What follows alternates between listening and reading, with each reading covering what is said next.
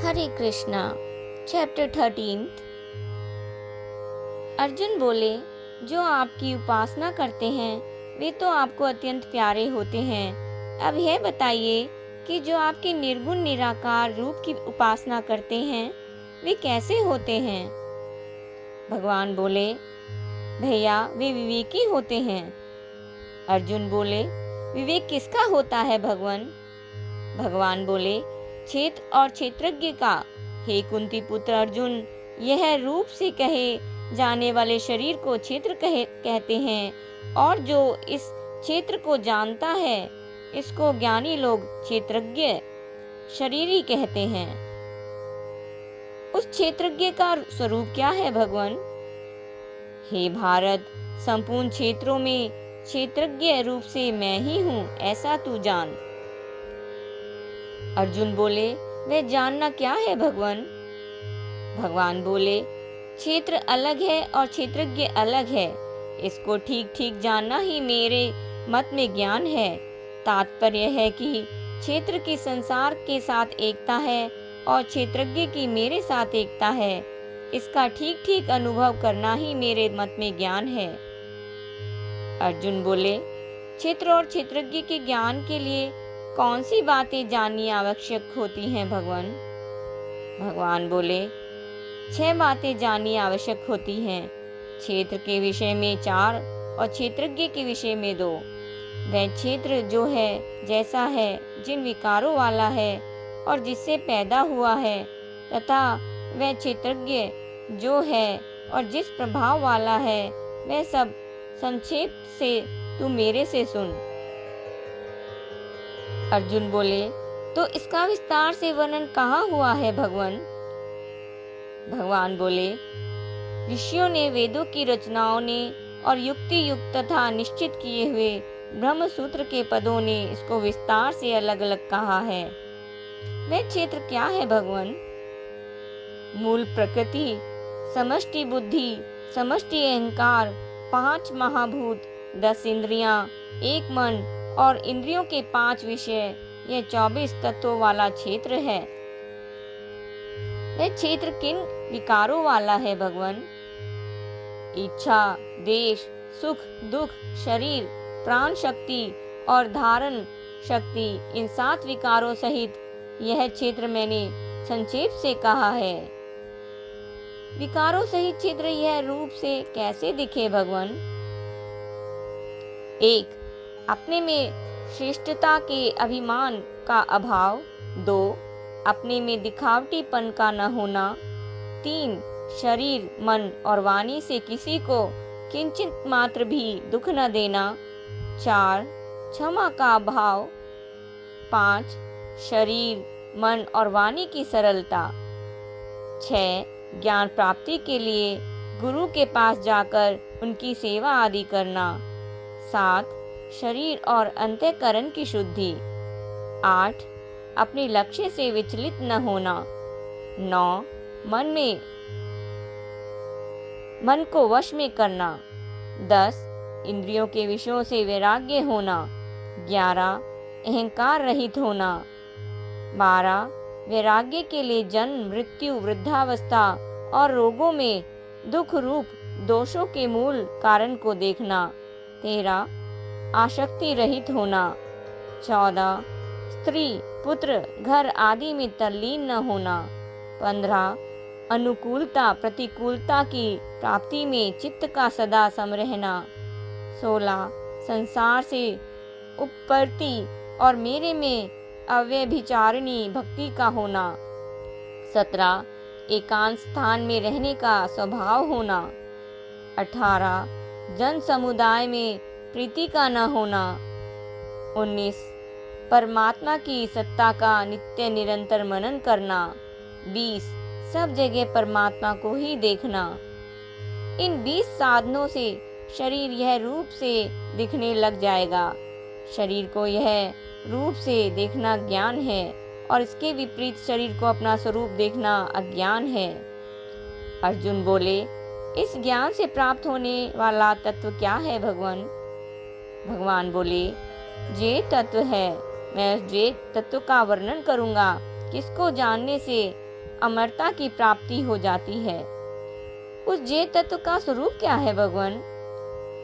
वह आदि अंत से रहित और परम ब्रह्म है। वह न सत्य कहा जा सकता है और न असत्य कहा जा सकता है।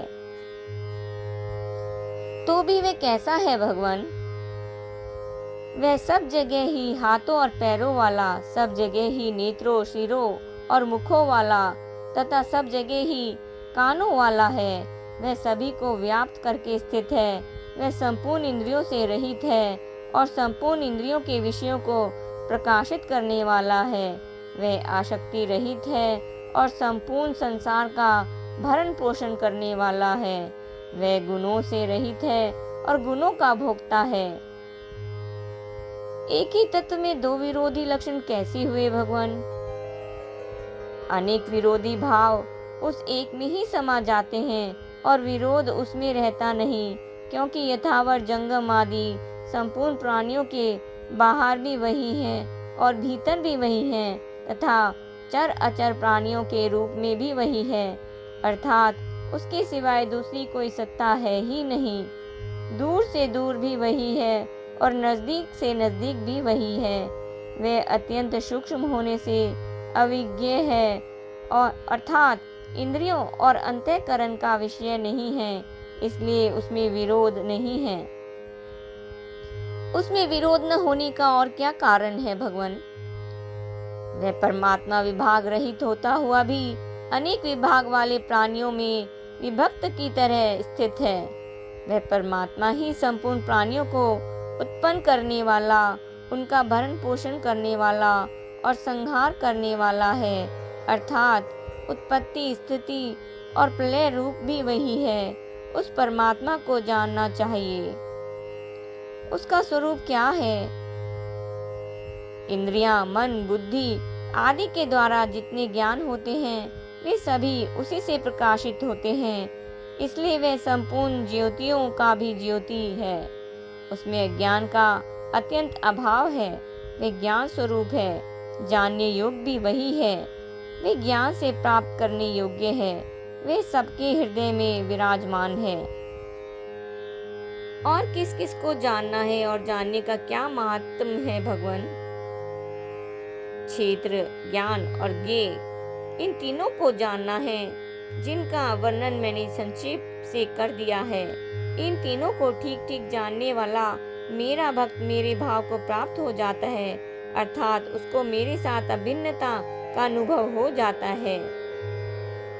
भक्त तो क्षेत्र और ज्ञान और ज्ञेय इन तीनों को जानकर आपसे अभिन्नता का अनुभव कर लेता है, पर जो साधक केवल ज्ञान मार्ग पर ही चलता रहता है उसके लिए क्या जानना आवश्यक है? उसके लिए प्रकृति और पुरुष इन दोनों को अलग अलग जानना आवश्यक है। प्रकृति और पुरुष ये दोनों ही अनादि हैं। जब ये दोनों अनादि हैं तो फिर ये गुण और विकार किससे पैदा हुए भगवान? गुण और विकार प्रकृति से पैदा होते हैं। इसके सिवाय कार्य, करण और कर्तापन में भी प्रकृति ही हेतु होती है। पुरुष किसमें हेतु होता है महाराज? पुरुष तो सुख दुख के भोक्तापन में हेतु होता है। पुरुष भोक्तापन में हेतु कब बनता है भगवान?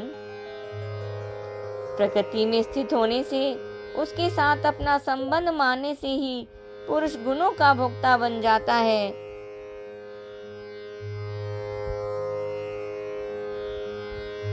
और गुणों का संगम होने से ही वह ऊंच नीच योनियों में जन्म लेता है। उस पुरुष का स्वरूप क्या है भगवान?